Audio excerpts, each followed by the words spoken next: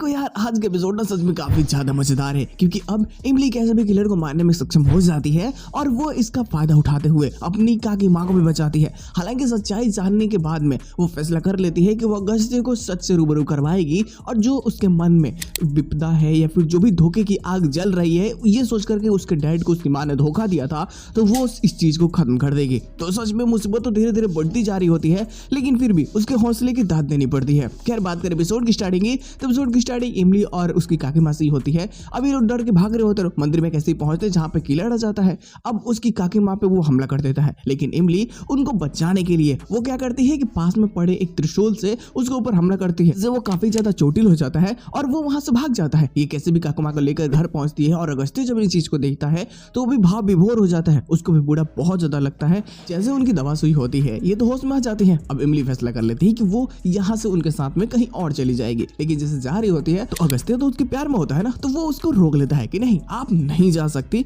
बल्कि आप हमारे साथ रह सकती है, क्योंकि हम इमली को छोड़ना नहीं चाहते।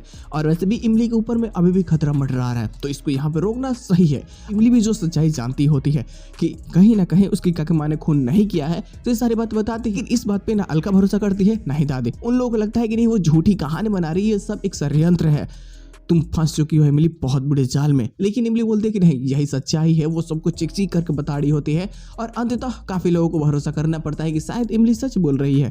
आखिर वहां पे क्या हुआ था? अगर उसने खून किया होता तो जेल उसको रिहा इतनी जल्दी कैसे कर देता? बिल्कुल नहीं, उसको कुछ ना कुछ तो सजा जरूर मिलती ना, इतनी जल्दी तो नहीं। अब यहाँ पे जब इस चीज के बारे में छानबीन होने लगती है तो धीरे धीरे जो सबूत निकल करके आती है तो सबको भरोसा करना पड़ता है। इधर में जो सलोनी और बुलबुल को कैद करके रखा हुआ होता है वो बंदा, तो अब वो दिखाता है उस नकाबपोश को ही, और उसके अनुसार थ्योरी कुछ और ही होती है कि चौधरी स्वीट्स यानी जो ऑनर था कुणाल, उसने आकर के तेज के स्वीट्स में आग लगाई, उसको मारा, ये सारी चीजें।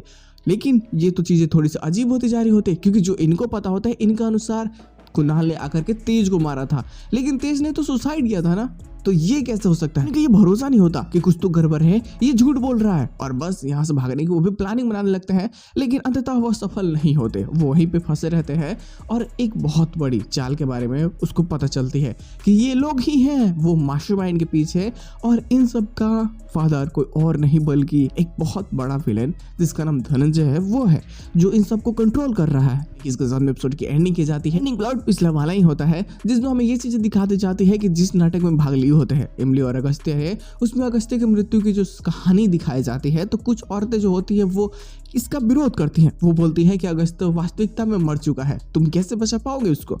लेकिन इमली भी इस चीज के जानने के बाद में उसे बहुत अजीब लगता है कि ये औरत कौन है।